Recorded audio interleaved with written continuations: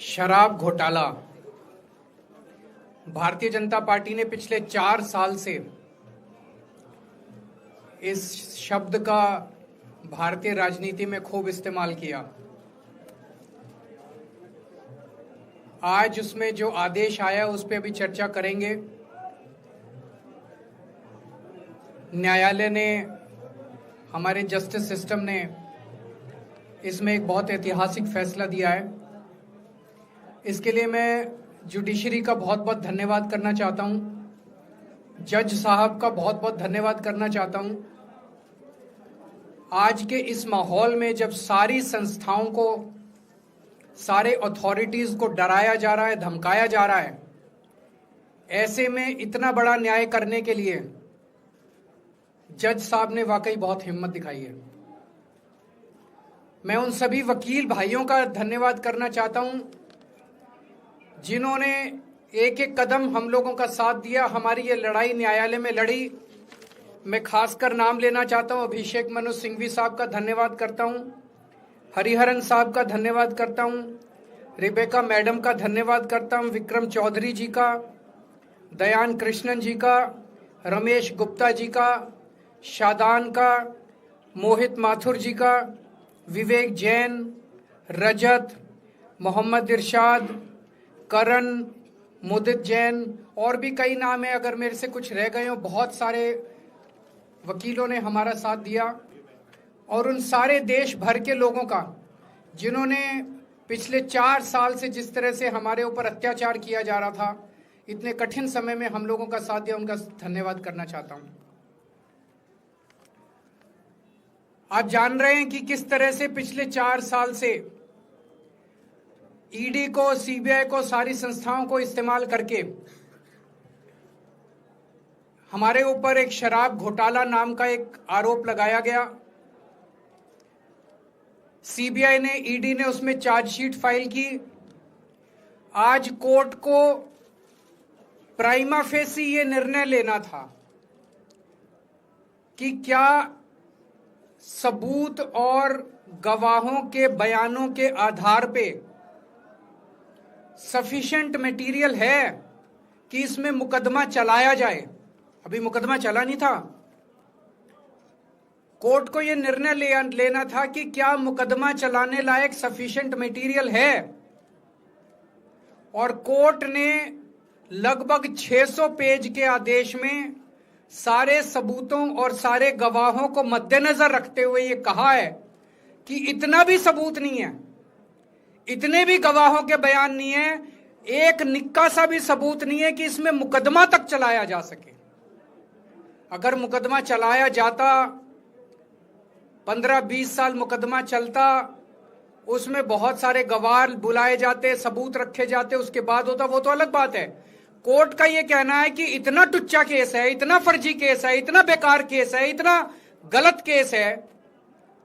ये मैं नहीं कह रहा, ये भाषा है। आप कोर्ट का ऑर्डर पढ़िए। ये ऑर्डर जो है ये ऐतिहासिक ऑर्डर है। कोर्ट ने कहा है कि इतना फर्जी केस है, इतना फर्जी केस है, एक भी सबूत नहीं है, एक भी गवाह नहीं है कि इसमें मुकदमा भी नहीं चलाया जा सकता। ये पूरा षड्यंत्र किसने रचा, क्यों रचा? ये पूरा षड्यंत्र 2 लोगों ने मिलकर रचा, नरेंद्र मोदी जी और अमित शाह जी। और आज उन दोनों को पूरे देश से माफी मांगनी चाहिए।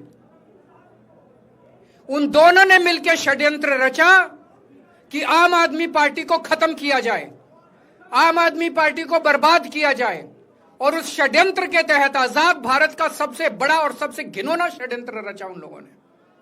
वो देख रहे थे कि दिल्ली में वो हमें नहीं हरा सकते। वो देख रहे थे कि दिल्ली की जनता हमारे कामों से बहुत खुश है।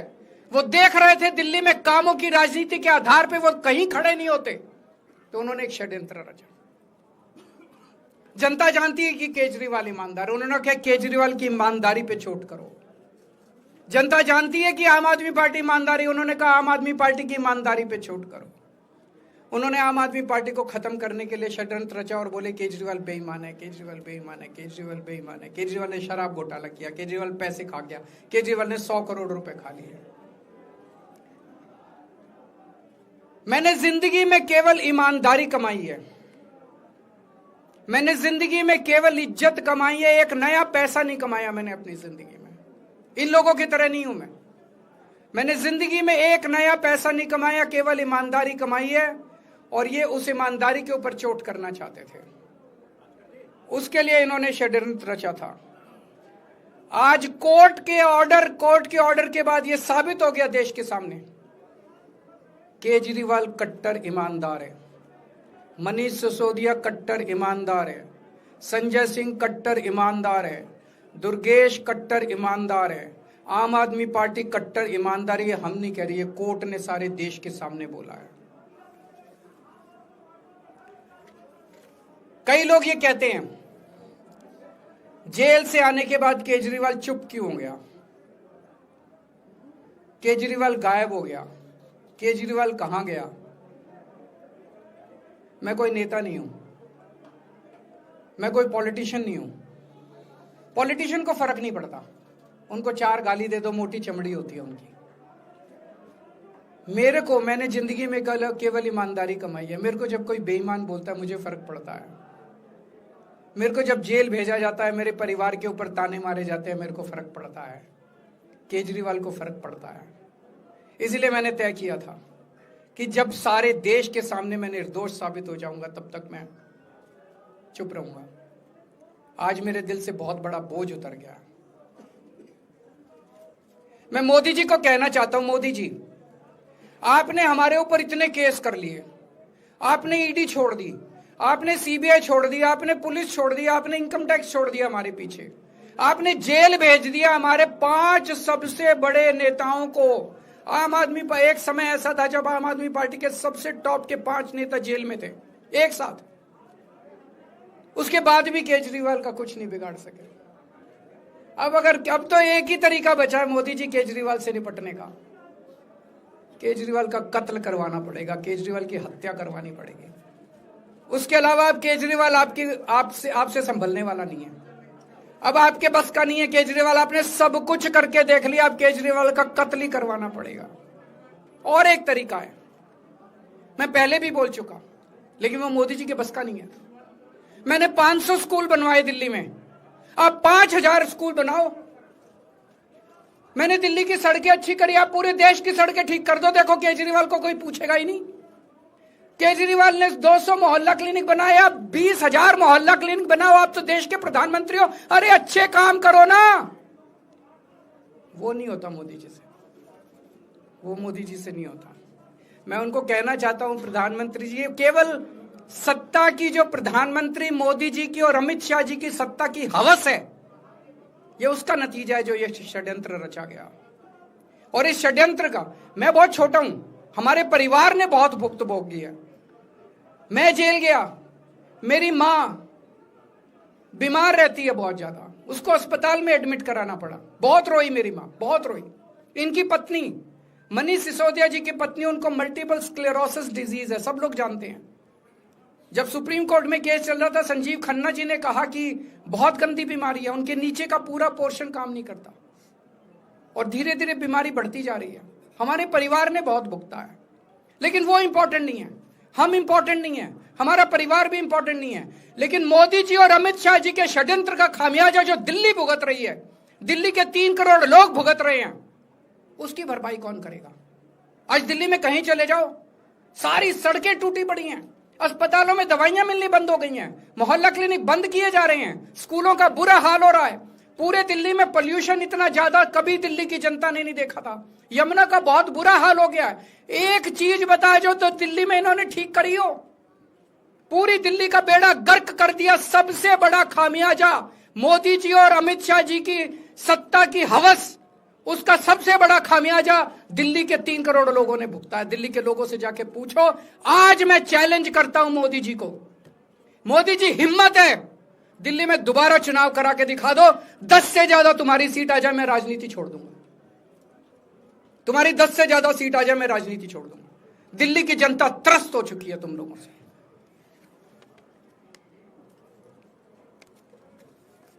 मैं मोदी जी को कहना चाहता हूं, अगर आपने सत्ता हासिल करनी है, कुछ पॉजिटिव काम करके सत्ता हासिल करो। आज देश के सामने इतनी बड़ी बड़ी समस्याएं हैं। आज देश का युवा दुखी है, देश का व्यापारी दुखी है, देश का उद्योगपति दुखी है। आज अमेरिका हमें आंखें दिखा रहा है। मोदी जी की हिम्मत नहीं है जो ट्रंप के खिलाफ एक शब्द बोल दें। ट्रंप के खिलाफ रोज ट्रंप गालियां देता है मोदी जी को, रोज ट्रंप गालियां देता है भारत को, रोज ट्रंप गालियां देता है हमारे देश को। मोदी जी के हमारा प्रधानमंत्री भीगी बिल्ली बना हुआ है। अरे देश संभालिए ना। आपको हमने देश चलाने को दिया था और आप केजरीवाल में उलझ गए, आप आम आदमी पार्टी में उलझ गए। पॉजिटिव काम करके सत्ता हासिल कीजिए, ये नेगेटिव काम करना बंद कीजिए। अगर आपके कोई एक दो प्रश्न है तो। क्या आपको उम्मीद है कि अब ईडी के मामले को भी? ईडी मामला खत्म हो गया। सीबीआई के मामले के बेस पे ईडी था, वो अब फॉर्मेलिटी बची है। हम अगले हफ्ते एप्लीकेशन डालेंगे, ईडी का मामला खत्म हो जाएगा। सबके बीच में कांग्रेस कह रही है कि ये बीजेपी ने जो है कांग्रेस को नुकसान पहुंचाने के लिए आपको जो है राहत दिलवा दी है। मैं आपसे पूछना चाहता हूं, केजरीवाल जेल गया, रॉबर्ट वाड्रा जेल गया, संजय सिंह जेल गया, क्या राहुल गांधी जेल गया? मनीष सिसोदिया जेल गया, सोनिया गांधी जी जेल गई? किस मुंह से बात करते हैं? शर्म नहीं आती कांग्रेसियों को? सीबीआई इस केस को ऊपर कोर्ट में ले जाए, वो तो ले जाए, उनका हक है। सुप्रीम कोर्ट भी जाएंगे, हाई कोर्ट भी जाएंगे। जैसे निचली कोर्ट में न्याय हुआ, ऐसे ऊपरी कोर्ट में भी न्याय हुआ। जब कोई सबूत है ही नहीं, जब कोई गवाह है ही नहीं, तो ऊपर के कोर्ट में भी कहां से लाएंगे सबूत, कहां से लाएंगे गवाह?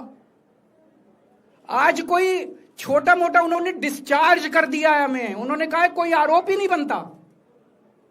इसके अलावा जो इन्वेस्टिगेटिंग ऑफिसर है, इन्वेस्टिगेटिंग ऑफिसर सीबीआई के ऊपर उन्होंने, कोर्ट ने टिप्पणी की है कि सीबीआई अपने दोषी अधिकारियों के खिलाफ डिसिप्लिनरी एक्शन, कभी ऐसा ऑर्डर देखा है?